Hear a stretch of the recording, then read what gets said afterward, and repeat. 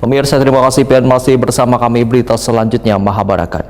Sungai merupakan urat nadi gasan 1000 sungai serta menjadi urat nadi perekonomian Banjarmasin, sehingga Banjarmasin sebagai kota perdagangan wan jasa posisinya haruslah dikembalikan, sehingga perlunya melakukan upaya untuk mengembalikan fungsi sungai wan, meningkatkan aksesibilitas serta infrastruktur pendukung perdagangan. Ini disampaikan anggota Komisi 3 DPRD Banjarmasin dalam rapat pembahasan LKPJ 2024 bersama Bapeda Litbang Banjarmasin hari Sabtu 12 April 2025.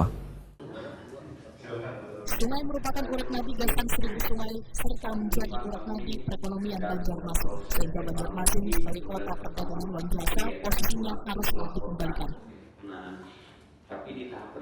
Sehingga perlu melakukan upaya untuk mengembalikan fungsi sungai wan, meningkatkan aksesibilitas serta infrastruktur pendukung perdagangan.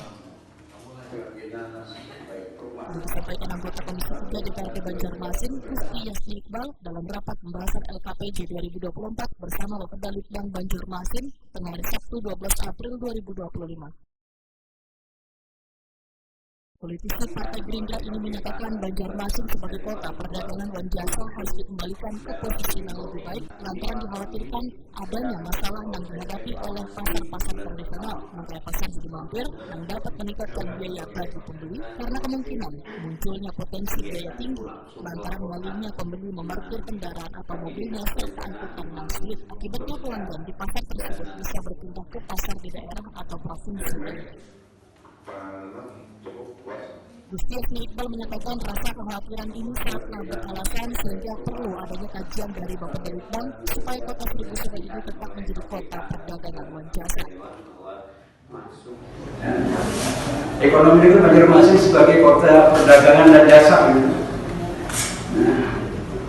Bagaimana caranya mengembalikan perdagangan dan jasa ini di Banjarmasin?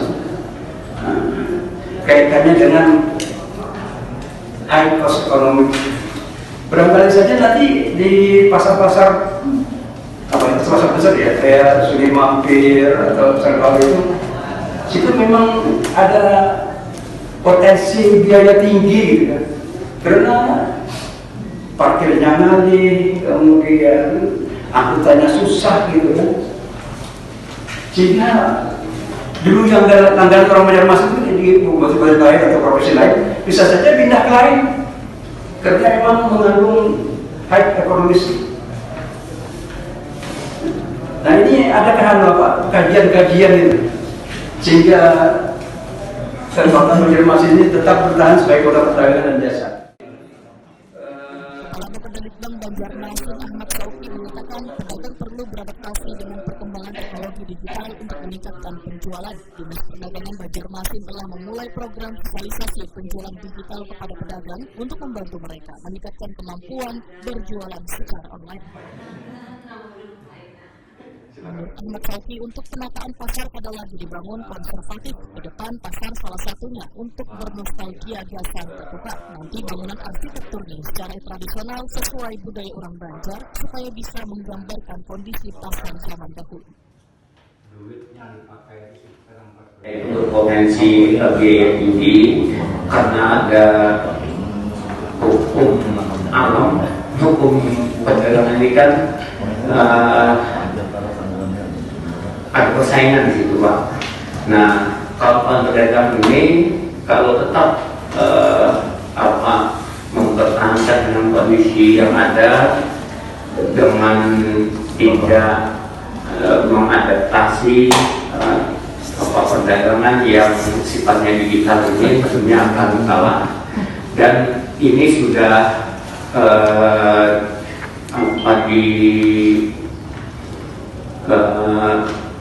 sadari oleh kawan-kawan dari Dinas Teknis dan Perdagangan, mereka sudah mulai mensosialisasikan itu. Kemudian untuk pembangunan katakanlah penataan pasar. Nah, pasar ke depan itu kan sebenarnya bukan lagi memang yang pasar yang konservatif tadi. Jadi arah ke depan itu pasar ini sebenarnya untuk orang belanja. salah satunya Pak untuk nostalgia sebenarnya Pak, nostalgia kita ini orang tua, jadi arah lebih ke kalau tata bangunannya itu ke arsitekturnya itu arsitektur katakanlah tradisional budaya sesuai budaya kita, sehingga itu bisa menggambarkan begini loh kondisi pasar yang dulu untuk nostalgia. Ahmad Sauki berharap pasar tradisional di Banjarmasin dapat menjadi destinasi wisata yang menarik, juga sebagai wadah berjualan yang nyaman bagi pedagang dan pembeli.